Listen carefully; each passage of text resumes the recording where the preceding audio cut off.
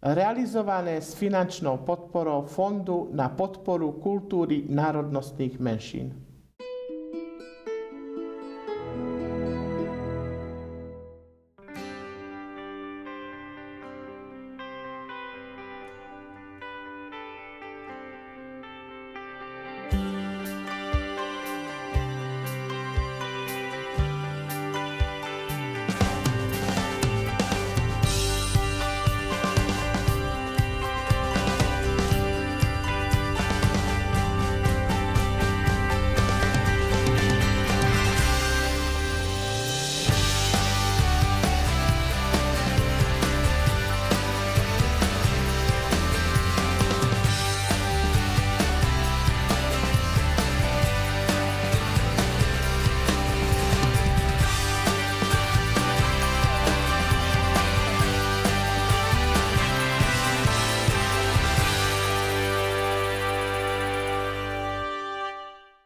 Prajem pekný deň, milí diváci. Dovoľte, aby som vám dneska predstavil magistra umenia, pána Adriana Sajka. Vítajte u nás. Ďakujem veľmi pekne za pozvanie. Moja prvá otázka by bola, vedel by si nám o sebe niečo porozprávať? Určite vedel, pokúsim sa. Tak čo sa týka mňa, volám sa Adrián Sajko, som z Rožňavy, tu som sa aj narodil, aj tu žijem. Aj s rodinou, s rodičmi, vlastne od narodenia pôsobím viac menej tu a na okolí. Moja hudobná v úvodzovkách kariéra začala jak 15-ročný, čiže nie až tak dávno, teraz mám 29. Si myslím, že je to dosť krátka doba na to, čo som dosiahol viac menej. Ja som sa veľmi snažil a mal som aj šťastie určite, keďže som mal stále vynikajúcich aj pedagógov, aj priateľov, aj muzikantov, aj kamarátov okolo seba. Stále som bol obklopený viac menej len tým dobrým, čiže som mal šťastie. Moje štúdium, keď môžem o tom niečo povedať, ja som chodil na obchodnú akadémiu v Rožňave, čiže tu som maturoval.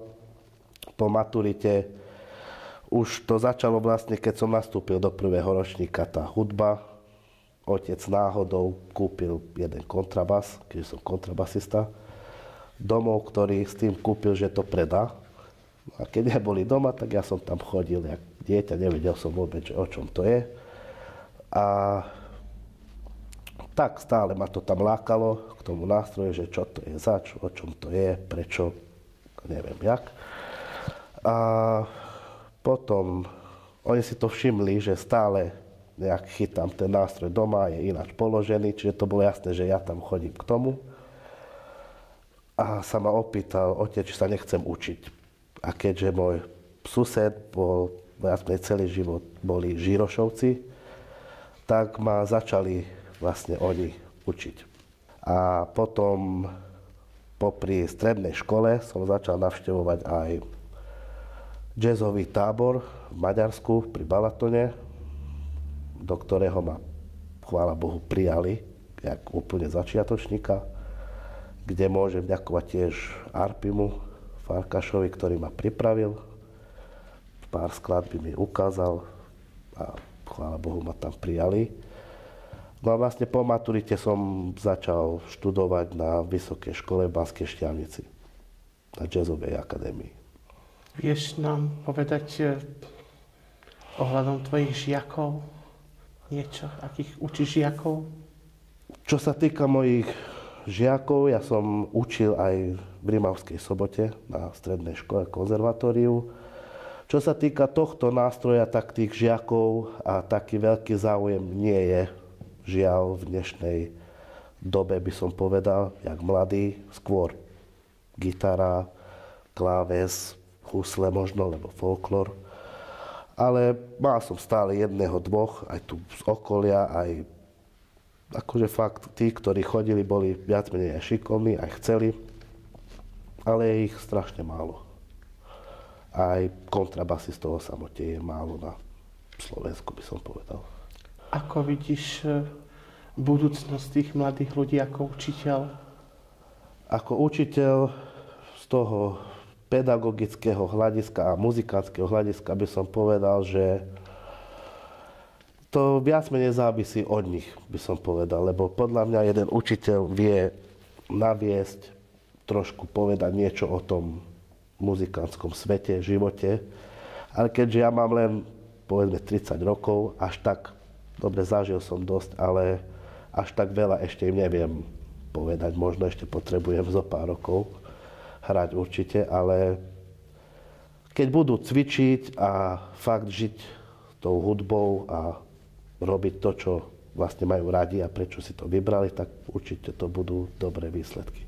Ako učiteľ a pedagóg by si nám divákom vedel povedať, že či rodičia sa snažia v tejto dobe, v tomto 21. storočí deti dať na tých hudobných konzervatóriách, že aby ich deti, povedzme, nejakým spôsobom nadobudli nejaké zručnosti na hudobnom nástroji? Ja si myslím, že sú dva prípady v tomto zmysle. Sú rodičia, ktorí na silu, lebo napríklad svoj nejaký nenaplnený sen si chce dokázať na svojom synovi, dcere možno, čo nie je dobre samozrejme, lebo možno s tým ešte viac nenávidí tú hudbu, to dieťa alebo ten nástroj a bude mať z toho zlé skúsenosti, lebo to nechce robiť. Alebo potom sú takí, ktorí už o samote vidieť to na tom dieťati, že má v sebe tú hudbu, hej, ten rytmus, ten sluch, možno aj nástroje ho bavia, hľadá to. Podľa teba, kde vo svete si sa cítil najlepšie, kde si hrával? Čo sa týka, kde som sa najlepšie cítil, to je určite v Maďarsku, v Budapešti, lebo vlastne od detstva som tam bol dosť často, už tých 13-14 rokov tam chodím, aj dodnes. By som povedal, že mám tam aj možno viacej kamarátov, jak tu na Slovensku, aj blízkych priateľov, ktorými sme viac menej vyrastali aj v tom tábore, aj stretávali sme sa, aj hrali sme spolu, aj proste sme v nejakom viac sme v kontakte, či už cez tieto sociálne siete, ale čo sa týka, podľa mňa čo sa týka jazzu, aj tej našej rómskej ľudovej hudby, asi je to najlepšie v Európe. Ale to je môj osobný názor. Tak si druhý, ktorý mi toto potvrdil, že Maďarsko je Budapešť je asi najlepšie miesto, na čo sa týka po hudobnej stránke. To ma zároveň veľmi teší, pretože hudba má svoj taký temperament. No áno. A my tú hudbu ako Romovia viacej ju precítime. Určite. A viacej vášni a aj ten tanec je zase taký, že keď už hudba, tak už aj tanec. No však to všetko patrí dokopy. Viem, že si členom viacerých hudobných formácií. Vieš nám o tomto niečo povedať? Tak ja som ako stály člen, žiaľ Bohu, nie som v žiadnej kapele, by som to takto nazval, alebo formácii, že fakt jak stály člen, ale viac menej vypomáham, kde sa dá, hej.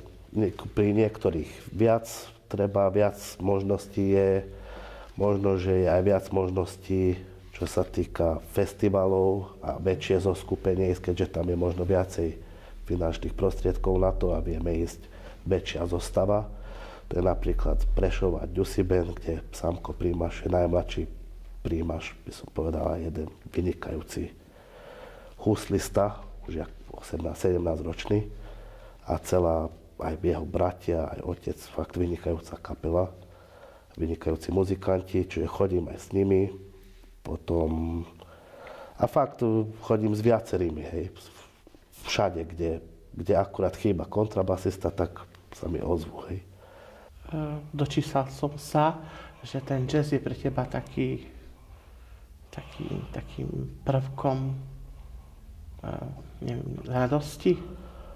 Môže byť, môže byť, ale keby som mal pravdu povedať, tak medzi jazzom a tou rómskou, cymbalovou, ľudovkou si fakt neviem vybrať. Neviem vybrať, že ktoré je ku mne bližšie. podľa teba v tomto 21.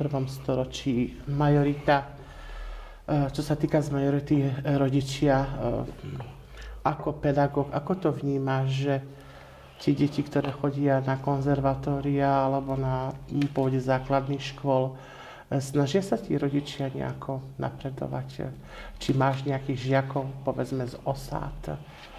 Určite mám nejakých, ako ja osobne možno, že nie, že z osady, alebo neviem o tom, lebo predsa je to taká otázka, že keď to nepovie sám, tak asi by som na to netlačil, na túto, by som dostal na toto odpoveď, lebo je to viac menej úplne jedno, podľa mňa, či je z osady, či je z Afriky, či je z Ameriky, ale čo sa týka, sú, napríklad ja učím teraz v Košiciach na Požiarnickej ulici, na súkromnom hudobnom a dramatickom u pána Adama.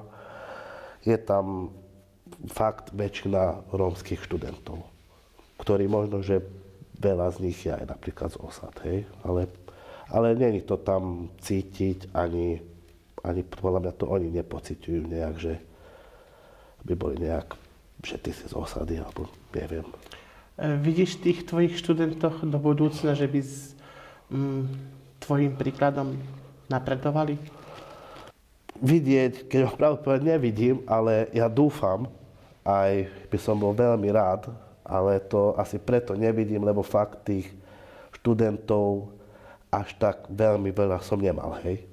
Lebo žiaľ Bohu nie sú kontrabasisti. Ale jeden, dvaja, čo aj jeden tu zo Slavca, Adrián, chodil ku mne, on je fakt jeden z tých, ktorí si myslím, že fakt chce ísť v tých mojich šlapajach. Že si, dá sa povedať, vzorom pre neho. Možno áno, ale to by on vedel lepšie povedať. Ale je to tá dobrá stránka. Ale je to určite dobré, hej. Vedel by si nám povedať, na čo si tak právom hrdý? Tak právom hrdý, ja si myslím, čo sa týka najviac som na to, že som jak 15-ročný odišiel do toho Maďarska, do toho tábora. Vlastne aj, že rodičia ma tam pustili a podporili ma v tom. A na to som najviac hrdý, že som tam vydržal, lebo fakt prvýkrát som odišiel na dlhšiu dobu akože od rodičov, to je 6 týždňov, to bolo prvýkrát, čiže mesiac a pol, čo fakt bez rodičov, bez úplne noví ľudia, ani som ich nepoznal. Čiže na toto by som povedal, že som najviac hrdý, že som to vydržal až dodnes, vlastne, lebo dodnes tam chodím.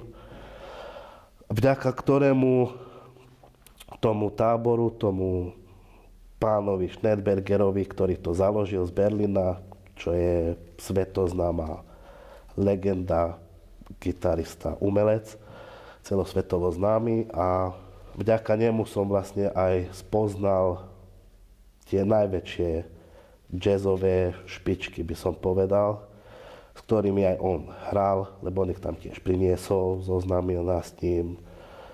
A vlastne aj tí pedagógovia, ktorí nás tam učili, v tom celom tom tábore, je to založené jak na vysokej škole, taký štýl učenia. A vlastne z Budapešti tí najlepší muzikanti, najlepší profesori tam chodili nás učiť už od detstva. A tie vzťahy, čo sa týka s tými učiteľmi a s tými profesormi, sú vlastne dodnes, lebo sme tam vlastne vyrástli a som akože, na čo som tiež hrdý, že som cvičil a fakt som tam robil to, prečo som tam išiel a oplatilo sa mi tam byť.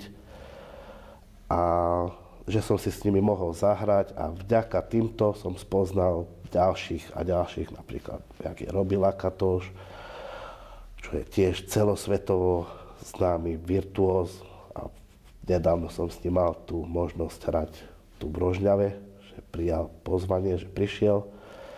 A tiež by som mohol menovať strašne veľa ľudí, ani narýchlo ma to nenapadne teraz, ale fakt tí najlepší, čo sa týka toho jazzu, aj ľudovky, som ich mohol spoznať.